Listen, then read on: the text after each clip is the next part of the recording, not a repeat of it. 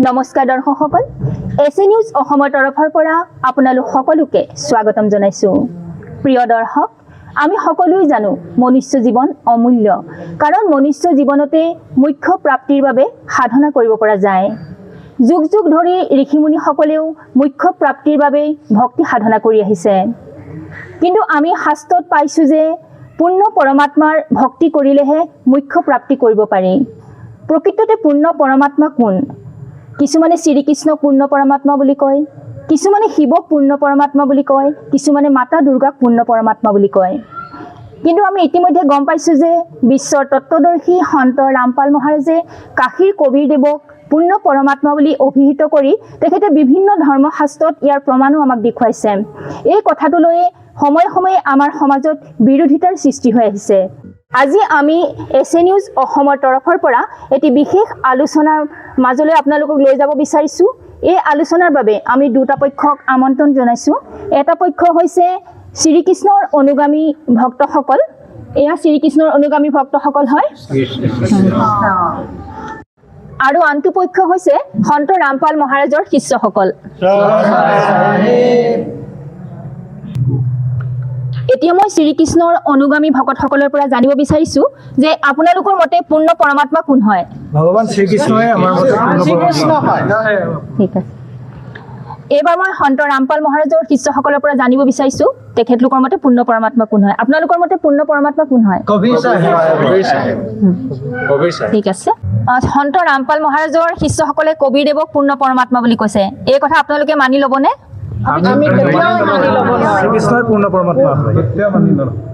মই আপোনাৰ পৰা জানিব বিচাৰিছোঁ, আপোনালোকে কৈছে যে শ্ৰীকৃষ্ণ পূৰ্ণ পৰমাত্মা হয়, সেই কথাটো আপোনালোকে কেনেদৰে সিদ্ধ কৰিব? নমস্কাৰ। ভগৱান শ্ৰীকৃষ্ণই পূৰ্ণ পৰমাত্মা হয়। যেনেকৈ গীতাত ভগৱান শ্ৰীকৃষ্ণই অৰ্জুনৰ আগত কৈছে যে য়দা য়দা হি ধৰ্মস্য গ্লানি ভৱতি ভাৰত অদ্ভুত্থানম অধৰ্মস্য তদাত্মানম সৃজাম্যহম পৰিত্ৰায়ণ সাধুনম বিনাশায়ম দুষ্কৃতম ধৰ্ম সংস্থাপনায়াৰ্থে সম্ভাৱনী যোগে যোগে।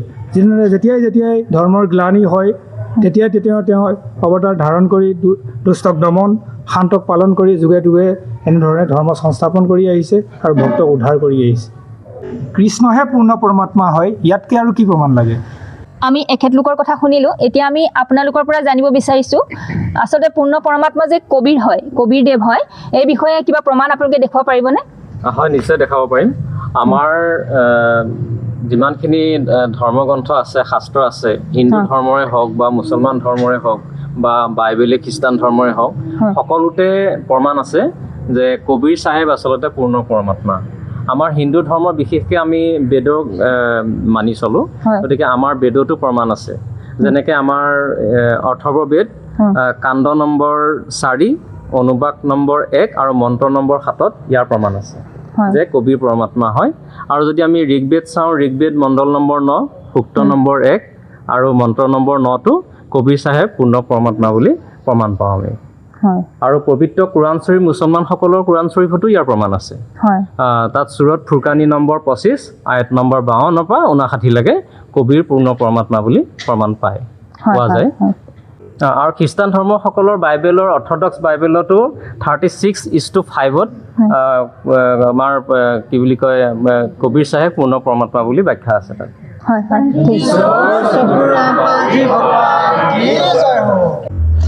সন্ত ৰামপাল মহাৰাজৰ শিষ্যসকলে কোৰাণ শ্বৰীফ, বেদ, বাইবেলত প্ৰমাণ আছে বুলি কৈছে।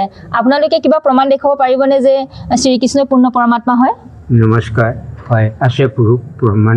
হয়, আমাৰ কীৰ্তন ঘোষা আৰু নাম ঘোষা এইবিলাকতো আমাৰ প্ৰমাণ পুৰুষ দিছে গুৰুজনাই। শ্ৰী শ্ৰী বাসুদেৱাই দৈৱকী নন্দন দৈৱকী নন্দন পুত্ৰ শ্ৰীকৃষ্ণই।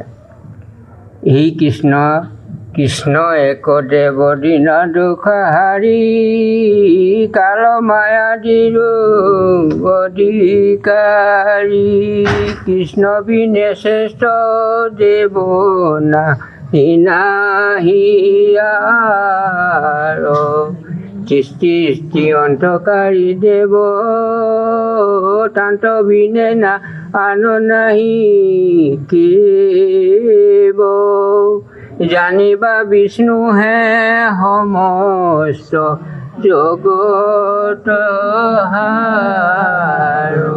এই ভাগিতে আমাক হয় বুজাইছে যে শ্ৰীকৃষ্ণই আমাৰ পূৰ্ণ পৰমাত্মাৰ ঈশ্বৰ বুলি আমি মানি আছোঁ। হয় গতিকেলৈ এইখিনি আমাৰ নামঘোষাটো হেৰি কৰি দিছে, কীৰ্তন ঘোষাটো আমাক বুজনি দিছে। হয় আমাৰ দুজনা গুৰু শ্ৰী শ্ৰী শংকৰদেৱ আৰু শ্ৰী শ্ৰী মাধৱদেৱ গুৰুজনে আমাক এইখিনিকে বুজনি দি জ্ঞান দি আমাক শ্ৰীকৃষ্ণই পূৰ্ণ পৰমাত্মা বুলি আমাক বুজনি দিয়া কাৰণে আমি সেইটোতেই আজি মানি আছোঁ।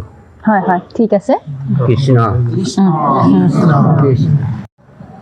শ্ৰীকৃষ্ণৰ অনুগামী ভকতসকলে কৈছে যে শ্ৰীকৃষ্ণই সৰ্বশ্ৰেষ্ঠ হয় আৰু বিষ্ণুৱে সমস্ত জগতৰ সাৰ হয় বুলি কৈছে। এই ক্ষেত্ৰত আপোনালোকে কি ক'ব? শ্ৰীমদ দেৱী ভাগৱত পুৰাণত কৈছে হয় যে 138 পৃষ্ঠাত কৈছে হয় ব্ৰহ্মাই বিষ্ণুক কৈছে, হয় হে দাদা, আপুনি মোৰ জ্ঞান নাই এই বিষয়ে, হয় আপুনি আমাৰ জন্ম কাহিনীটো অলপ কওক। তেতিয়া বিষ্ণুৱে কৈছে যে মা দুৰ্গা, আমাৰ মা হৈছে দুৰ্গা, দুৰ্গা আমাৰ মা, গতিকে তেওঁ হৈছে জগত জননী, হয় প্ৰকৃতি দেৱী, হয় সনাতনী, অবিনাশী, তেওঁ কোনোদিন বিনাশ নহয়। কিন্তু আমি হৈছোঁ আবিৰ্ভাৱ মানে জন্ম, তিৰুভাৱ মানে মৃত্যু, আমাৰ জন্ম মৃত্যু হয়, মানে ব্ৰহ্মা বিষ্ণু মহেশ্বৰ জন্ম মৃত্যু চক্ৰত আছে। গতিকে এই বস্তুটো আপোনালোকে দেৱী পুৰাণৰ 138 পৃষ্ঠাত চাব। বাৰু দেখুৱাই দিব পাৰিব নেকি? হয় চাওক।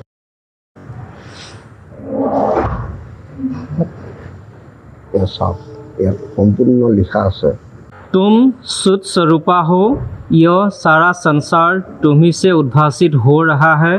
मैं ब्रह्मा और शंकर, हम सभी तुम्हारी कृपा से ही विद्यमान है। हमारा आविर्भाव और तिरुभाव हुआ करता है। केवल तुम ही नित्य हो, जगत जननी हो, प्रकृति और सनातनी देवी हो। अर्थात তুমি শুদ্ধ স্বৰূপা হোৱা, এই গোটেই সংসাৰ তোমাৰ পৰাই উদ্ভাসিত হৈছে। মই ব্ৰহ্মা আৰু শংকৰ তোমাৰেই কৃপাতে বিদ্যমান হওঁ। আমাৰ আবিৰ্ভাৱ আৰু তিৰুভাৱ আছে। কেৱল তুমি নিত্য জগত জননী, প্ৰকৃতি আৰু সনাতনী দেৱী হোৱা। তেতিয়াহ'লে কৃষ্ণ কেনেকৈ পূৰ্ণ পৰমাত্মা হ'ব পাৰে আৰু বিষ্ণু কেনেকৈ সমস্ত জগতৰ সাৰ হ'ব পাৰে? কাৰণ কৃষ্ণ সেই বিষ্ণুৰে অৱতাৰ। হয় গতিকে এইফালৰ পৰা আমি অনুমান কৰিব পাৰিছোঁ যে কৃষ্ণ কেতিয়াও আপোনাৰ পূৰ্ণ পৰমাত্মা হ'ব নোৱাৰে। সন্ত ৰামপাল মহাৰাজৰ শিষ্যসকলে যি প্ৰমাণ দেখুৱালে সেয়া আপোনালোকে মানি লৈছেনে? ঠিক আছে, আপোনালোকে বাৰু মানি নাই লোৱা।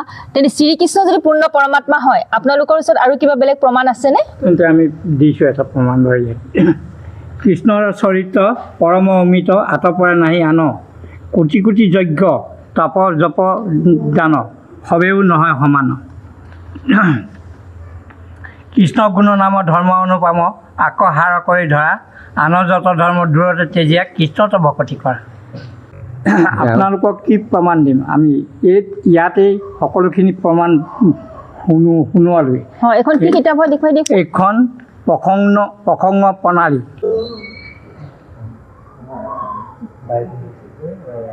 শ্ৰীকৃষ্ণৰ অনুগামী ভক্তসকলে এতিয়াও মানি লোৱা নাই যে কবিৰদেৱ পূৰ্ণ পৰমাত্মা হয়। আপোনালোকৰ ওচৰত আৰু বেলেগ কিবা প্ৰমাণ আছে নেকি? এই বিষয়ে মই আপোনাৰ পৰা জানিব বিচাৰিছোঁ। হয়, এই বিষয়টো ক'বলৈ যাওঁতে মই প্ৰথমে শ্ৰীমদ ভাগৱত গীতাখন উলিয়াই লৈছোঁ। এখন দেখিছে শ্ৰীমদ ভাগৱত গীতা, গতিকে ইয়াতে মই দেখাম। এয়া আপোনালোকে দেখিবলৈ পাইছে অধ্যায় নম্বৰ 18 শ্লোক নম্বৰ 62। ইয়াত লিখা আছে স্পষ্টভাৱে, হে ভাৰত, তুমি সৰ্বতোভাৱে সেই পৰমেশ্বৰৰ শৰণ গ্ৰহণ কৰা। সেই পৰমাত্মাৰ কৃপাতেই তুমি পৰম শান্তি আৰু সনাতন পৰম ধাম লাভ কৰিবা। হয়। গতিকে ইয়াত স্পষ্টকৈ অন্য এজন যেন পৰমেশ্বৰ আছে ইয়াত শ্ৰীমদ ভাগৱত গীতাতো উল্লেখ আছে। হয়। গতিকে সেই পৰমেশ্বৰজন কোন? গতিকে সেই পৰমেশ্বৰজন কোন জানিবৰ বাবে আমি উভতি যাব লাগিব আমি 4 বেদলৈ। হয়। গতিকে 4 বেদততো স্পষ্টভাৱে উল্লেখ আছে কবিৰ পৰমেশ্বৰ বুলি। বাকী হয়। আমাৰ অন্যান্য ধৰ্মগ্ৰন্থসমূহতো আমি যদি গভীৰভাৱে অধ্যয়ন কৰোঁ আমি জানিব পাৰিম যে কবিৰ পৰমেশ্বৰ হয়। হয়। তো ইয়াৰ উপৰি আমি যদি শংকৰদেৱৰ কীৰ্তনৰ কথা কওঁ আমি জানো যে তিনি গুণ আছে। হয়। তো 3 গুণ হ'ল সৎগুণ, ৰজগুণ আৰু তমগুণ। হয়। গতিকে আমি জানো সৎগুণৰ অধিকাৰী হ'ল বিষ্ণু, ৰজগুণ হ'ল ব্ৰহ্মা আৰু তমগুণ শিৱ। গতিকে 3 গুণৰ অধিকাৰী। গতিকে শ্ৰীমন্ত শংকৰদেৱে লিখি থৈ গৈছে যে শাস্ত্ৰ এৰি কৰ্ম কৰে মাথো লোকাচাৰ, এহি কৰ্মে ভক্তি হোৱে ত্ৰিবিধ প্ৰকাৰ। হয়। সতৰজ তম 3 গুণ নিৰন্তৰ, গুণ ইচ্ছা শ্ৰদ্ধা যেন ত্ৰিবিধ পুৰুষৰ। হয়। শতগুণ কৰি দেৱতাক যজে, ৰজগুণে যক্ষ ৰাক্ষসকে পূজে, পাখণ্ডৰ সংগলয়া কদাচাৰ কৰে, তমগুণে থাকি ভূত পেট পুজি মৰে। গতিকে ইয়াত স্পষ্টভাৱে উল্লেখ কৰিছে যে যি সৎগুণৰ পূজা কৰে অৰ্থাৎ দেৱতাৰ পূজা, যি ৰজগুণৰ পূজা কৰে যক্ষ ৰাক্ষসৰ পূজা, আৰু যি তমগুণৰ পূজা কৰে সেয়া হ'ল ভূত প্ৰেতৰ পূজা। হয়। গতিকে আমাৰ আধ্যাত্মিক দৃষ্টিভংগীৰে যদি চাওঁ গতিকে আমি যাৰে পূজা কৰোঁ আমাৰ তাৰে প্ৰাপ্ত হয়। অৰ্থাৎ আমি যদি পৰমাত্মাৰ পূজা কৰোঁ পৰমাত্মাৰ প্ৰাপ্তি হ'ব, আমি যদি দেৱতাৰ পূজা কৰোঁ দেৱতাৰ প্ৰাপ্তি হ'ব, যদি ভূত প্ৰেতৰ পূজা কৰোঁ ভূত প্ৰেতৰ প্ৰাপ্তি হ'ব।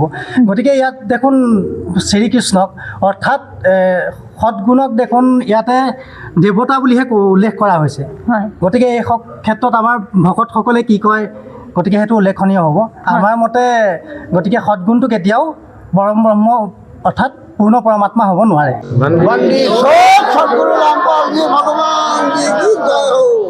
প্ৰিয় দৰ্শক, আপোনালোকে সন্ত ৰামপাল মহাৰাজৰ শিষ্যৰ কথাখিনি শুনিলে। এইবাৰ আমি শ্ৰীকৃষ্ণৰ অনুগামী ভকতসকলৰ পৰা কিছু কথা জানিম। আমি আপোনালোকৰ পৰা জানিব বিচাৰিছোঁ যে শ্ৰীকৃষ্ণ দ্বাপৰ যুগতহে আহিছিল, চাৰিত যুগত তেখেতক জনা নাযায়। এই চাৰিত যুগত কোনজন ভগৱানে আচলতে লীলা কৰিছিল? কৃষ্ণ আমাৰ অসমৰ শ্ৰীমন্ত শংকৰদেৱ গুৰুজনাই তেখেতৰ কীৰ্তন ঘোষাত লিখি থৈ গৈছে যে প্ৰথমে প্ৰণাম ব্ৰহ্মৰূপী সনাতন সৰ্ব অৱতাৰ কাৰণ নাৰায়ণ, তজু নাভি কমলত ব্ৰহ্মা ভৈলা জাত, যুগে যুগে অৱতাৰ ধৰা অসংখ্যাত, মৎস্যকুৰ্ম নৰসিংহ বামন পৰশুৰাম, হলিৰাম বৰাহ শ্ৰীৰাম, বুদ্ধ কল্কি নামে দশ আকৃতি ধৰিছা কৃষ্ণ, তজু পাৰ কৰোঁ প্ৰণাম। এই শ্ৰীকৃষ্ণজনাই তেখেতৰ দশ অৱতাৰৰ যোগেদি আমাৰ তেওঁ লীলা দেখুৱাই থৈ গৈছে। তেওঁ যে পূৰ্ণ পৰমাত্মা কৃষ্ণ হয় বুলি তেখেতে এই যুগে যুগে দেখাই থৈ গৈছে অৱতাৰ। তেখেতৰ মৎস্যকুৰ্ম নৰসিংহ ৰূপে আদি দেখাই থৈ গৈছে। তেখেতৰ শ্ৰীকৃষ্ণহে পূৰ্ণ ভগৱান হয়, শ্ৰীকৃষ্ণই প্ৰকৃত ভগৱান হয়, কৃষ্ণই পৰমাত্মা হয়, কৃষ্ণই পৰম ভগৱান হয়। যাদৱ যদুনন্দন মাধৱ মধুমধুনন্দন কৃষ্ণৰ চৰণে লৈ লোহন। আমাক গুৰুজনাই কৃষ্ণৰ চৰণতহে শৰণ ল'বলৈ কৈছে। কি আপোনালোকে বাহিৰৰ গুৰু আনি পেলাই আমাক এইবিলাক বিপদত পৰিচালনা কৰিছে? শ্ৰীমন্ত শংকৰদেৱ আৰু মাধৱদেৱৰ বিৰচিত এই কীৰ্তন ঘোষা নামঘোষাত ধুনীয়াকৈ লিখি থৈ গৈছে যে তেখেতে প্ৰথমে প্ৰণাম ব্ৰহ্মৰূপী সনাতন সৰ্ব অৱতাৰ কাৰণ নাৰায়ণ, তজু নাভি কমলত ব্ৰহ্মা বৈলা জাত, যুগে যুগে অৱতাৰ ধৰা অসংখ্যাত। তেতিয়াহ'লে যুগে যুগে অৱতাৰ কোনে ধৰিছিলে? শ্ৰীকৃষ্ণই যুগে যুগে অৱতাৰ ধৰিছিলে। মৎস্য ৰূপে আহিছিলে, বৰাহ ৰূপে আহিছিলে, হলিৰাম বৰা শ্ৰীৰাম, বুদ্ধ কল্কি নামে দশ অৱতাৰ তেওঁ ধৰিছে। সেয়েহে আমি শ্ৰীকৃষ্ণই পূৰ্ণ বাহিৰে আৰু আমি বেলেগক পৰমাত্মা বুলি মানি ল'বই নোৱাৰোঁ। আৰু আমি বাহিৰৰ গুৰুৰ কথা আমি কেনেকৈ মানি ল'ম? বাহিৰৰ গুৰুৰ কথা আমি কেনেকৈ মানি ল'ম? আমি অসমত কবিৰৰ কথা শুনাই নাই। আমি অসমত কোনো কালে কবিৰৰ কথা শুনা নাই। আমি কৃষ্ণ ভগৱানক জানো, বিষ্ণুক জানো, ৰামক জানো, আৰু তাৰ বাহিৰে আমি কাকো নেজানো। কৃষ্ণই পূৰ্ণ পৰমাত্মা হয়। আৰু এইবিলাক সৎগ্ৰন্থত আমাৰ শ্ৰীমন্ত শংকৰদেৱ মাধৱদেৱ গুৰুজনাই লিখি থৈ গৈছে। এয়া তাৰ প্ৰমাণ। আৰু এয়া নামঘোষাটো তেখেতে লিখি থৈ গৈছে। শাস্ত্ৰত দেখুৱালে বুলিয়ে তেওঁলোকে ক'ৰ কিতাপ আনি পেলাই বাহিৰৰ দেশৰ কিতাপ আনি পেলাই আমাক দেখুৱালে আমি বিশ্বাস কৰি ল'ম নি? আমাক দুজনা গুৰুৱে দেখুৱাই থৈ গৈছে, শ্ৰীমন্ত শংকৰদেৱে দেখুৱাই থৈ গৈছে, মাধৱদেৱে দেখুৱাই থৈ গৈছে। তেওঁলোকৰ আদৰ্শতহে আমি আগবাঢ়ি যাম। কুকুৰ চিগালৰ গৰ্ভতৰু আত্মাৰাম জানিয়া সভাক কৰিয়া প্ৰণাম। আমাক তেওঁলোকে ভকত সেৱা কৰিবলৈ কৈছে, ভকতৰ মাজতে ভগৱানক পাম বুলি কৈছে। কলি যুগত নামেই শ্ৰেষ্ঠ আমি নাম লৈ আছোঁ গতিকেলৈ তেওঁলোকে কাৰোবাক পূজা কৰিবলৈ ক'লে আমি কৰিব নোৱাৰিম নহয় হয় হয় ক'ৰ কবিৰৰ নাম শুনাই নাই অসমত আজিলৈকে শুনিয়ে পোৱা নাই হয় বাহিৰৰ এজন মানুহে হিন্দী কিতাপ আনি হিন্দী কিতাপত কি ক'ত লিখি থৈছে আমি সেইবিলাকতো নাজানো হয় আজিহে শুনিছোঁ যে কবিৰ পৰমাত্মা বুলি পেলাই হয় আমি তেখেতক পৰমাত্মা বুলি মানিব নোৱাৰোঁ কৃষ্ণহে আমাৰ পৰমাত্মা শাস্ত্ৰত আমি মানি ল'ব নোৱাৰোঁ হয় আমি অসমৰ শংকৰ মাধৱদেৱৰ গুৰু বাহিৰে আৰু বাহিৰৰ গুৰুৰ কথা মানি ল'ব নোৱাৰোঁ বাহিৰা জ্ঞান এটা ঘপককৈ আমি কেনেকৈ মানি ল'ম শ্ৰেষ্ঠ শাস্ত্ৰত দেখুৱাই দিলেওতো আমি মানি ল'ব নোৱাৰোঁ অতীজৰ পৰাই আমাৰ চলি আহিছে তেখেতসকলে কোৱা কথাখিনি আপোনালোকে শুনিলে আপোনালোকে এতিয়া কি ক'ব এতিয়া কথা হৈছে কি কৃষ্ণ ক'ৰ তেওঁ ঘৰ ক'ত হয় তেওঁ ক'ত জন্ম হৈছিল এইটো আমি জানিব লাগিব কাৰণ তেওঁলোকে কৃষ্ণকেই আপোনাৰ সৰ্বে কৈ আছে হয় প্ৰকৃততে কৃষ্ণ অসমৰ নে নাই বাহিৰৰ তেওঁলোকে বাহিৰৰ গুৰু কথা কৈ আছে নিবিচাৰে গতিকে এই কথাটো তেওঁলোকে আজি বিচাৰ কৰি ল'বলগীয়া সময় হৈছে আপুনি কিবা ক'ব হয় তেওঁলোকে বাৰে বাৰে যিহেতু কৈ আছে যে বাহিৰৰ অসমৰ বাহিৰৰ হয় গতিকে জ্ঞানৰ কোনো পৰিসীমা নাথাকে হয় সেইটো প্ৰথম ক'বলৈ যাওঁ আৰু ছেকেণ্ডতে তেওঁলোকে বাহিৰৰ বুলি কোৱাৰ ক্ষেত্ৰত মই আৰু এটা কথা কওঁ গতিকে শ্ৰীমন্ত শংকৰদেৱে যিখন কীৰ্তন পুথি লিখি থৈ গৈছে তাত তেওঁলোকে শাস্ত্ৰ ক'ৰ পৰা অহা বুলি লিখি থৈ গৈছে হয় গতিকে সেইটো তেওঁলোকে ক'ব পাৰিব নেকি মই দেখাত শ্ৰীমন্ত শংকৰদেৱে লিখি থৈ গৈছে যে নকৰিবা নিন্দা মোক মহন্তে আখিলা শাস্ত্ৰ বাৰাণসী হন্তে তাক চাই মই নিবিন্ধিলো পদ হৰি হৰি বুলি তৰায়া পদ গতিকে ইয়াত স্পষ্টভাৱে লিখা আছে যে শাস্ত্ৰ বাৰাণসীৰ পৰা আহিছে হয় গতিকে তথাপিতো তেওঁলোকে বাৰে বাৰে কৈ আছে যে আমি অসমৰ বাহিৰৰ ধৰ্ম কেতিয়াও গ্ৰহণ কৰিব নোৱাৰোঁ গতিকে স্বয়ং শ্ৰীমন্ত শংকৰদেৱে এইটো গ্ৰহণ কৰি থৈ গৈছে হয় হয় হয় ভাৰতৰ মাজতো আছে অনেক দোকানী নিচিনি কিনিলে হয় বহুতো বিকিনি আমাৰ গুৰুজনাই কৈছে যে নিজৰখিনিহে ল'বলৈ কৈছে আৰু আনৰখিনি আমি কেতিয়াও ল'ব নোৱাৰোঁ হয় আমাৰ অসমৰ নিজা কৃষ্টি আছে সংস্কৃতি আছে নিজা ধৰ্ম আছে আমি শংকৰ মাধৱদেৱে দেখুৱাই যোৱা গুৰুজনাই দি থৈ যোৱা এইখিনি বাহিৰে আৰু আমি বেলেগৰ জ্ঞান ল'ব নিবিচাৰোঁ কেতিয়াও নিবিচাৰোঁ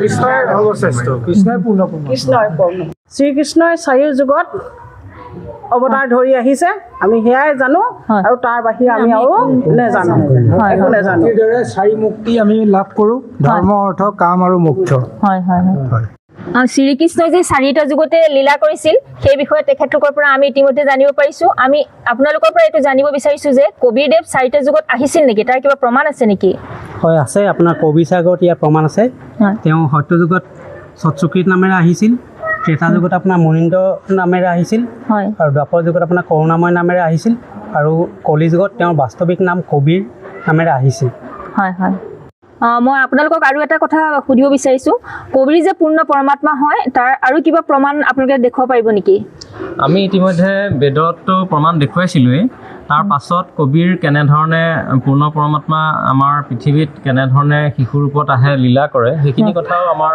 বেদত পোৱা যায় যেনেকৈ আপোনাৰ ঋগ্বেদ মণ্ডল নম্বৰ 9 সূক্ত নম্বৰ 96 আৰু মন্ত্ৰ নম্বৰ 17 মন্ত্ৰত শিশুৰ ৰূপৰ লীলাখিনিৰ কথা ব্যাখ্যা কৰিছে পূৰ্ণ পৰমাত্মা নিজেই জানি বুজি মানুহৰ মাজত শিশুৰ ৰূপত এই পৃথিৱীত প্ৰকট হয় জন্ম নহয় গৰ্ভজাত সন্তান হিচাপে নাহে এক নম্বৰ কথা হ'ল সেইটো আৰু দ্বিতীয় নিজৰ জ্ঞানখিনি নিৰ্মলভাৱে কবিতা আকাৰে মানে খুব সাধাৰণভাৱে সকলোৱে বুজিব পৰাকৈ তেওঁ মানে যিকোনো স্থানত য'ত মানে তেওঁৰ আত্মীয় থাকে ভকতসকল থাকে যিসকল ভকতে পৰমাত্মাক পাবৰ কাৰণে ব্যাকুল হৈ থাকে সেই ভকতসকলৰ মাজত আহি তেওঁ কবিতা আকাৰে প্ৰকাশ কৰে কাৰণে তেওঁক কবি বুলিও কোৱা হয় আচলতে তেওঁ পূৰ্ণ পৰমাত্মা হয় এইটো আমি ক'ত প্ৰমাণ পাওঁ আমাৰ ঋগ্বেদ মণ্ডল নম্বৰ 9 মই ইতিমধ্যে কৈছোঁ আৰু সূক্ত নম্বৰ 96 আৰু মন্ত্ৰ নম্বৰ 17ত প্ৰকাশ পায় আৰু তেওঁ আৰু এটা কাৰণ আছে শিশুৰ সময়ত তেওঁ কুমাৰী গাইৰ গাখীৰ খাই ডাঙৰ হয় এইটো বেদত আছে এইটো আমাৰ কথা নহয় আপোনালোকে এইটো চাব পাৰিব আৰু তাত সুন্দৰকৈ বৰ্ণনা কৰা আছে আৰু কিছুমান কথা আমাৰ বেদৰ পৰাও আৰু ক'ব পাৰি তেওঁ সুশৰীৰে এই ধৰালে আহে নিজ সতলোক ধামৰ পৰা আৰু তেওঁ সুশৰীৰে লীলা কৰি পেলাই সুশৰীৰে পৃথিৱীৰ পৰা আকৌ নিজ ধামলৈ গতি কৰে গৰ্ভজাত সন্তান নহয় জন্ম নহয় আৰু আপোনালোকৰ এইখিনি কথা বেদত লিখা আছে ইয়াৰ বিষয়ে আপোনালোকে কিবা ক'ব বিচাৰে যদি আপোনালোকে ক'ব পাৰে আৰু চাবও পাৰে ইয়াৰ প্ৰমাণ আছে আমি প্ৰমাণ সহকাৰে আচলতে কৈছোঁ আপোনালোকে প্ৰমাণ আমাৰ ঋগবেদত চাব পাৰিব এখন ঋগবেদ হয়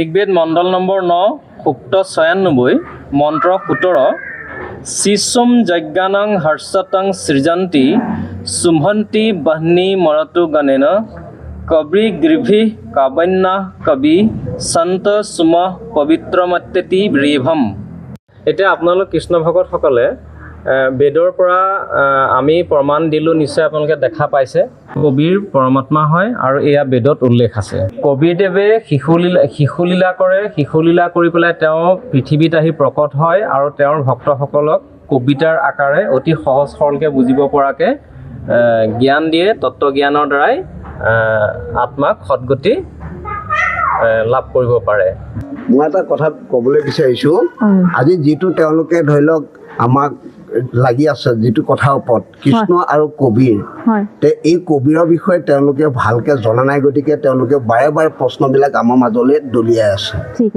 কিন্তু কবি পৰমাত্মা তেওঁ কেনেকুৱা কি এই বিষয়লৈ যেতিয়া সবিশেষ জানিব তেতিয়া তেওঁলোক কনফাৰ্ম হৈ যাব গতিকে কবি পৰমাত্মাই তেওঁ সশৰীৰ সাকাৰ হয় আজি আমাৰ ভক্তসকলৰ মাজত প্ৰকাশ হৈ আছে যে ভগৱান নিৰাকাৰ হয় চাওক ভগৱান আমি নিৰাকাৰ কৈ আছোঁ আচলতে ভগৱান নিৰাকাৰ নহয় ভগৱান সাকাৰ হয় ভগৱান মনুষ্য হয় মনুষ্য আমাক তেওঁ ৰূপতে বনাইছে তেওঁ সশৰীৰ আছে কিন্তু তেওঁৰ স্থান ক'ত আছে তেওঁৰ স্থান হৈছে সত্যলোক তেওঁ সত্যলোকৰ পৰা বিজুলী গতি আহি পেলাই পৃথিৱীত আহি তেওঁ ভক্তসকলৰ মাজত যেতিয়া ধৰ্ম গ্লানি হয় আৰু অধৰ্মই প্ৰভাৱ পৰে তেতিয়া তেওঁ আহি পেলাই সেই গভীৰ ভক্তসকলক লগ ধৰি পেলাই তেওঁক জ্ঞান মাৰ্গ দি পেলাই তেওঁ আকৌ সশৰীৰে আপোনাৰ সত্যলোকলৈ গতি কৰে গতিকে সেইজন পৰমাত্মাই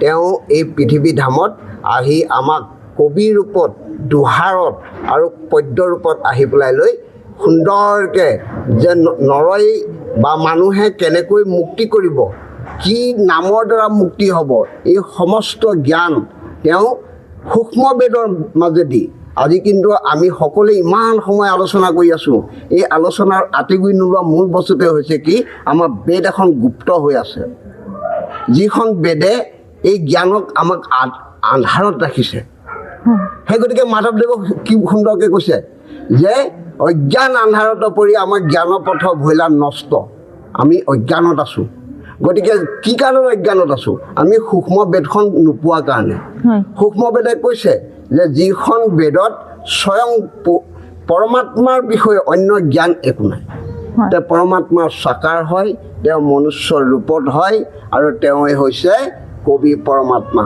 তেওঁ সশৰীৰে এই পৃথিৱীলৈ আহি তেওঁ শিশু ৰূপত আহিছে তেওঁ দুটা ৰূপত আহে এটা ৰূপ হৈছে বাবাজী ৰূপত এটা হৈছে শিশু ৰূপত তেওঁ যেতিয়া শিশু ৰূপত আহি পেলাই সৰুবৰত যেতিয়া তেওঁ পদুম ফুলৰ ওপৰত প্ৰকট হৈছিল তেতিয়া সেই নিৰু আৰু নিৰ্মা নামৰ দম্পতী হালত তেওঁলোকে চাৰিটা যুগতে তেওঁলোকৰ সতি সন্তান নাছিল তেওঁলোকে এটা বস্তু বিচাৰিছিল হে পৰমাত্মা হে ভগৱান এই শিৱ তেওঁলোকে শিৱকে ভগৱান বুলি ভাবিছিল তেতিয়া তেওঁলোকে শিৱক প্ৰাৰ্থনা কৰিছিল যে প্ৰভু আমি বৰ দুখী আমাক এটা সন্তান দিয়ক এই চাৰি যুগতে তেওঁলোকৰ নাম সলনি কৰি আপোনাৰ আহি আছিল কিন্তু তেওঁলোকৰ মহান উদ্দেশ্য এটাই আছিলে যে আমাক এটা শিশু লাগে সেইকাৰণে পৰমাত্মাই কি কৰিলে আপোনাৰ লাষ্ট টাইম আপোনাৰ তেওঁ এটা শিশু ৰূপত আহি পেলাই যেতিয়া সেই সৰুবৰত প্ৰকট হ'ল প্ৰকট হোৱাৰ পিছত সেই দম্পতী হালো আপোনাৰ আহি সেই সৰুবৰত যেতিয়া তেওঁক পালে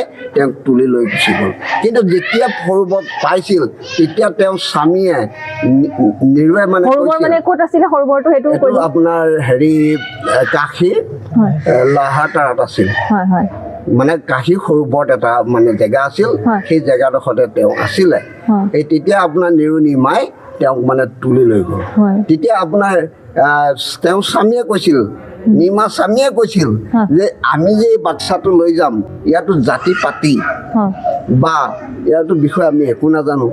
আমি যেতিয়া গাঁৱলৈ লৈ যাম তেতিয়া আমাৰ মানুহবিলাকে কি সুধিব যে ক'ত পালি, কি কথা, জাতি কি? তেতিয়া কবি পৰমাত্মাই কৈছিল যে তোমালোকে মোক লৈহে যোৱা, তাৰ কাৰণে চিন্তা কৰিব নালাগে। এতিয়া কবি পৰমাত্মাই আপোনাৰ সশৰীৰে আহি পৃথিৱীত প্ৰকট হৈছে আৰু তেওঁ সশৰীৰে ইয়াৰ পৰা তেওঁ সত্যলোকলৈ গৈছে। গতিকে এইখিনি আপোনালোকৰ আগত আমাৰ শাস্ত্ৰসমূহৰ পৰা সমস্ত প্ৰমাণ দিয়া হৈছে আৰু এইখিনি আপোনালোকে আমি সকলো এক হয়। আমাৰ আত্মাটোক কেনেকৈ মুক্তি কৰিব লাগে সেইটোৱে আমাৰ হৈছে প্ৰথম কথা। এই বস্তুখিনি আমি সকলোৱে চাই পেলাই লৈ আমি ভৱিষ্যতলৈ কেনেকৈ মুক্তি সাধন কৰিব পাৰোঁ সেই কথাটোলৈ আমি আহিলেই আমাৰ সকলোৱে কৃতাৰ্থ হ'ম। মই এটা কথাই ক'ব বিচাৰোঁ যে কলি যুগত কবিৰ পৰমাত্মাই সশৰীৰে আহি লেহেৰতাৰা বিলত পদুম ফুলৰ ওপৰত শিশুৰূপে প্ৰকট হ'ল আৰু তেওঁ নিজৰ লীলাসমূহ নিজেই সকলোৰে আগত প্ৰকট কৰি তেওঁ সশৰীৰে আকৌ সত্যলোকলৈ পুনৰ ঘূৰি গৈছে। গতিকে মই শেষত আমাৰ ভকতসকলক এটাই অনুৰোধ কৰোঁ যে আপোনালোকে আমাৰ কথা মানি ল'ব নালাগে। আমাৰ যিসমূহ ধৰ্মগ্ৰন্থ আপোনালোকে গভীৰভাৱে অধ্যয়ন কৰক। তো অধ্যয়ন কৰি আমাৰ যি মনুষ্য জীৱনৰ যি উদ্দেশ্য মুখ্য প্ৰাপ্তি, গতিকে আপোনালোকেও মুখ্য প্ৰাপ্তিৰ সেই পথত আগবাঢ়ি যাওক। বছ আমি সিমানেই আপোনালোকক অনুৰোধ জনাইছোঁ। ইতিমধ্যে সন্ত ৰামপাল মহাৰাজৰ শিষ্যসকলে প্ৰমাণ সহকাৰে যথেষ্টখিনি আপোনালোকক দেখুৱালে। এই বিষয়ে আৰু আপোনালোকে কিবা সুধিবলৈ বা জানিবলগীয়া কিবা আছে নেকি? হয়, এই বিষয়ত আমাৰ আৰু জানিবলগীয়া নাই। আমি সদগ্ৰন্থবিলাক আমি পঢ়িছিলোঁ যদিও জানিবলৈ সক্ষম হোৱা নাছিলোঁ আজি পৰ্যন্ত। এছ এন নিউজক আমি ধন্যবাদ দিছোঁ, আমাক আজি এনেকুৱা এখন পৰিৱেশ মঞ্চ দিছে। আমি তাৰ জৰিয়তে আমি জানিবলৈ সক্ষম হৈছোঁ। আমিও আমাৰ শাস্ত্ৰবিলাক ধৰ্মগ্ৰন্থবিলাক আমি ভালদৰে অধ্যয়ন কৰিম আৰু জানিবলৈ চেষ্টা কৰিম। আপোনালোকৰ মাজৰ আৰু কোনোবাই কিবা ক'বনে? হয়, মই ক'ব বিচাৰিছোঁ আমাৰ বৈকুণ্ঠ কল্পতৰু ভাগৱতৰ শাস্ত্ৰ ইহাৰৰ উত্তম ফল হৰি নাম মাত্ৰ, হৰিনামে হৰিনামে হৰিনামে গতি, হৰিনামে কেৱল ভকত ভকতি। আমি আজি ভাগৱতৰ আধাৰতে ভক্তি কৰি আছিলোঁ আৰু কৰি আছোঁ। আমি ইমানখিনি শাস্ত্ৰৰ ভিতৰলৈ সোমাই যোৱা নাছিলোঁ, আমি ইমানখিনি জ্ঞান আমাৰ হোৱা নাছিলে। আজি আপোনালোকৰ মাধ্যমেৰে আমি আজি সুন্দৰভাৱে আপোনালোকে যি প্ৰমাণ দেখুৱাইছে আমি সেইখিনি চাবলৈ চেষ্টা কৰিম আৰু আমি আমাৰ সমাজত এই জ্ঞানটোৰ বিষয়ে আমি অৱগত কৰিম আৰু ভৱিষ্যতেও আপোনালোকৰ দ্বাৰাই এনেকুৱা এখন মঞ্চত আকৌ আমি পুনৰ লগ হ'ম বুলি আশা ৰাখিলোঁ। হয় হয়, ধন্যবাদ।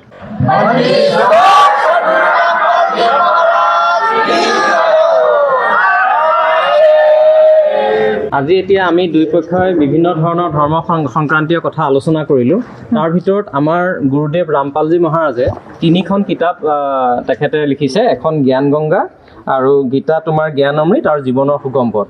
এই কিতাপ 3খনৰ পৰা আমাৰ 4 বেদ 14 শাস্ত্ৰ 18 পুৰাণত যিখিনি কথা আছে তাৰ সংক্ষিপ্ত বিৱৰণ তাৰ পৰা আনি পেলাই তুলি আনি ইয়াত লিখিছে, যিটো নেকি আমি সহজতে পঢ়ি পেলাই আমাৰ অৰিজিনেল বেদৰ লগত অৰিজিনেল শাস্ত্ৰৰ লগত মিলাই পেলাই আমি চাব পাৰোঁ।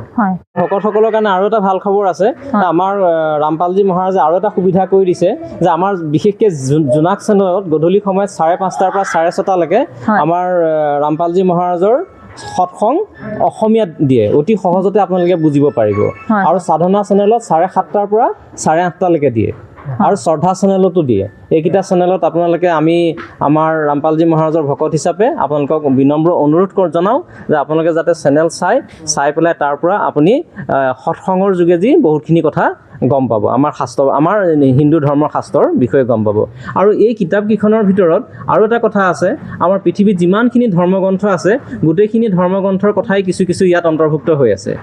আদি সনাতন আমাৰতো এইটো বৰ্তমান আদি সনাতন ধৰ্ম, আৰু আদি সনাতন ধৰ্মত সেই সময়ত কোনো ধৰ্ম নাছিলে, যেনেকৈ খ্ৰীষ্টান ধৰ্ম নাছিলে বা আপোনাৰ কোনো ধৰণৰ আপোনাৰ কি বুলি কয় মুছলমান ধৰ্ম নাছিলে, বা ধৰ্ম এটাই আছিলে। সেই এটা ধৰ্মলৈ আমি কেনেকৈ যাব পাৰোঁ সেইটো তেখেতে যথেষ্ট মানে প্ৰমাণ সহকাৰে দাঙি ধৰি পেলাই আমাৰ পৃথিৱীৰ বিশ্ববাসীলৈ দিছে, জ্ঞানখিনি দিছে। আৰু কিছু মানে আধ্যাত্মিক জ্ঞানটো নুবুজাৰ কাৰণে আমাৰ সমাজত আৰু এটা কথা হয় যে ধৰক এই কিতাপকেইখন কিবা ধৰ্মান্তকৰণৰ নিচিনা বুলি কেতিয়াবা মানে কোৱা শুনো, কিন্তু তেনেকুৱা ধৰণৰ ধৰ্মান্তকৰণৰ ব্যৱস্থা ইয়াত কৰা হোৱা নাই।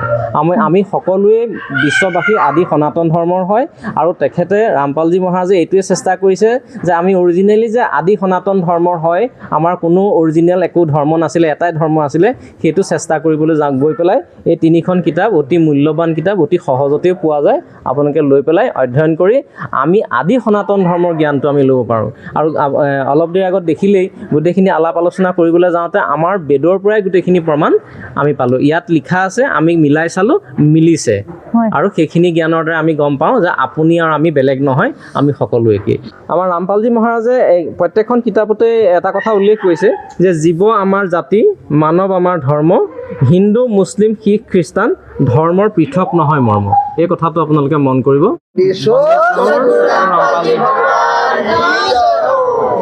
প্ৰিয় দৰ্শক, আপোনালোক সকলোৱে দুই পক্ষৰে কথা ইতিমধ্যে শুনিলে, প্ৰমাণো চালে, প্ৰকৃত সত্যটো নিশ্চয় বুজিব পাৰিছে।